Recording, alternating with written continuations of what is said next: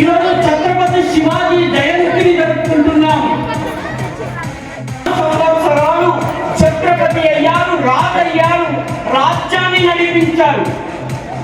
అంటే ఆయన జీవితంలో దాదాపు 100 యుద్ధాలు ప్రత్యక్షంగానో పరోక్షంగానో చేశారు. ఇన్ని యుద్ధాల్లో గెలిచారు, ఓడారు, విజయం సాధించారు, వెనకడుగు వేశారు, ముందడుగు వేశారు, పరాక్రమం చూపించారు, అవసరమైన చోట సంధి చేసుకున్నారు. కానీ శివాజీకి సంబంధించిన ఈ పురాణ చరిత్రను మనం స్మరించుకుంటాము. కానీ శివాజీకి సంబంధించినటువంటి మరొక విషయాన్ని లాల్ బహదూర్ శాస్త్రి జై జవాన్ అని అనడం, జై కిసాన్ అని అనడానికి 300 ఛత్రపతి శివాజీ ఇచ్చినటువంటి న్యాయాన్ని 2026లో మన ప్రభుత్వం అంటోంది make in India, make in India అంటోంది. దీనికి ఆర్చుడైనటువంటి ఛత్రపతి శివాజీని స్మరించుకుంటూ ఒక్కసారి శివాజీ మహారాజకి.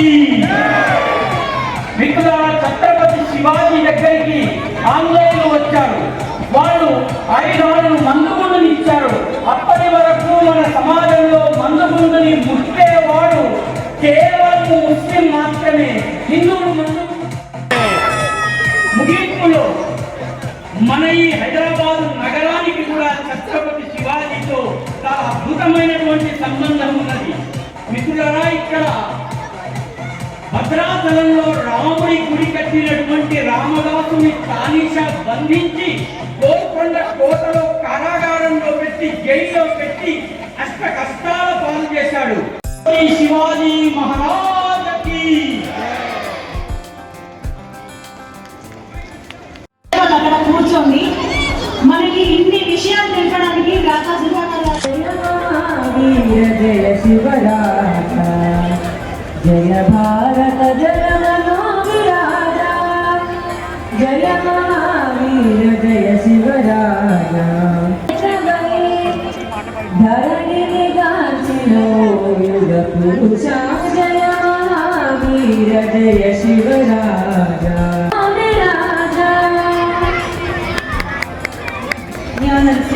సాక్షిగా ధర్మ రక్షణయే ధ్యేయముగా కలిసి ధరణిపై నిలిచిన ధీరుడు శివాజీ.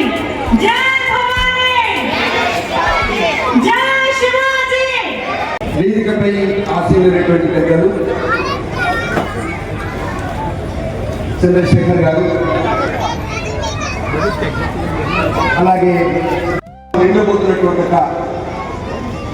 ఒక వైభవమైనటువంటి పథాన్ని, వైభవమైనటువంటి మార్గాన్ని చూడబోతున్నాం. మనం ఈరోజు ఛత్రపతి శివాజీని మనం గుర్తు చేసుకోవడం అంటే, ఛత్రపతి శివాజీ ఆ రోజున పట్టాభిషేకం చేసినప్పుడు ప్రపంచ స్థాయిని ఏ విధంగా గుర్తింపు చేశాడో ఆ కాలం ముందు ఉంది. ఈ రోజున మనకి ఈ దేశంలో ఖజానాలో చూస్తే మనకు అప్పుపత్రం ఉంది. దేశంలో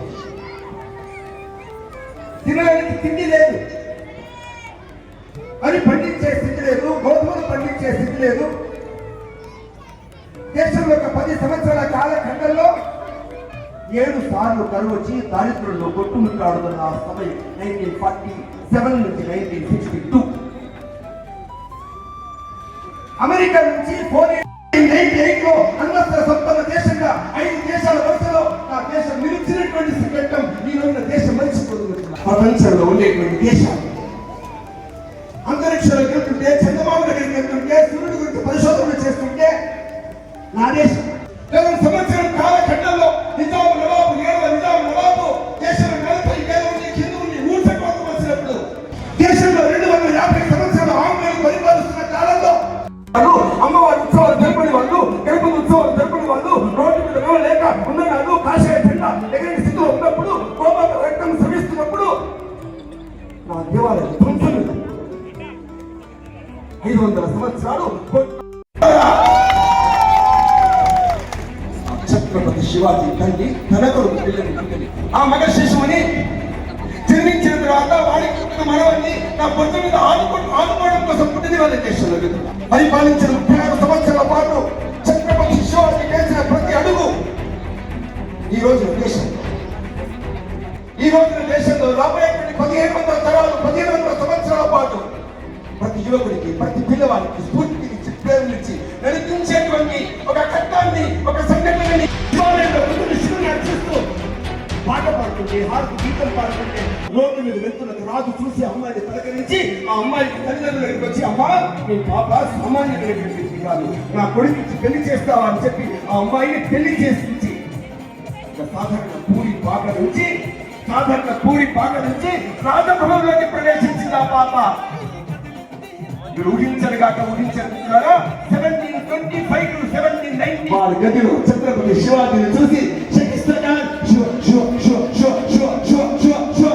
అని భయపడుతుంటే పరిగెత్తుతున్న శకిస్తకాల పైన కత్తి వేసి దేవుడు నరికినటువంటి ఛత్రపతి శివాజీ పుట్టిన దేశం మా భారతదేశం. శకిస్తకాలు పారిపోతుంటే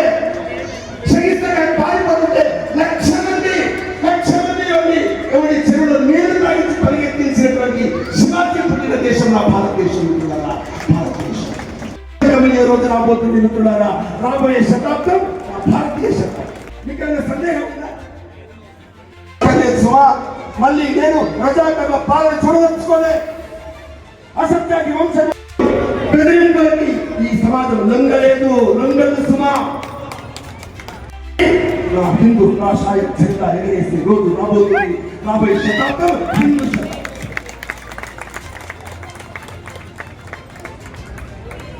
నా పిల్లలకి సంస్కారం, నా పిల్లలకి శిక్షణ నేను చదువుకున్నా. ఆడపిల్లలు కూడా చదువుకున్నా. అన్ని భాషలు వచ్చిన కంప్యూటర్ తెలిసిన సమాజం దగ్గరగా పరిశీలించేవా, సోషల్ మీడియాలో రీల్స్ తిరిగేసేవా,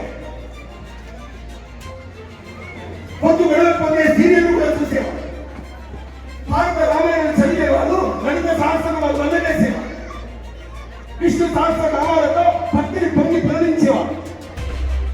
కుటుంబం అంటే ఏ విధంగా ఉండాలో భార్య భక్తులుగా కలిసి ఉన్నావా.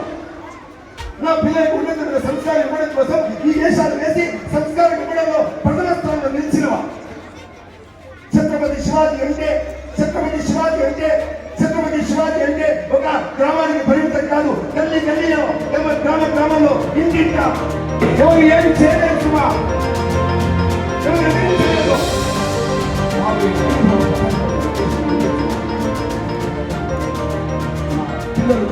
పిల్లలు అందరినీ జీవన గురించి చెప్పావు, అందరిని ఆపరాల గురించి చెప్పావు. కనబడుతున్నటువంటి వ్యక్తి శత్రువు అని తెలియకుండా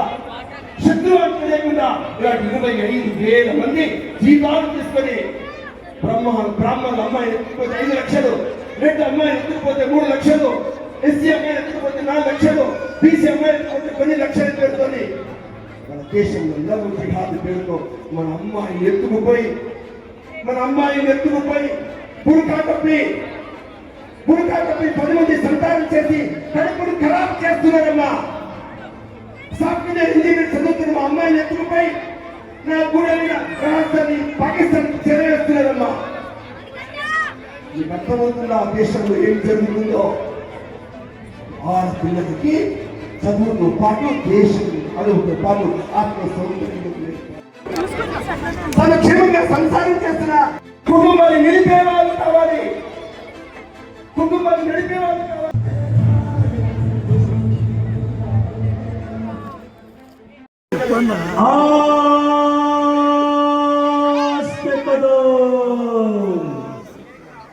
महाराज गजपति भूपति प्रजापति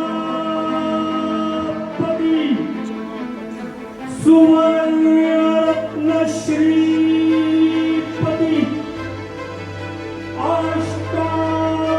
अष्टावतार क्षत्रिय कुलावंश सिंहासन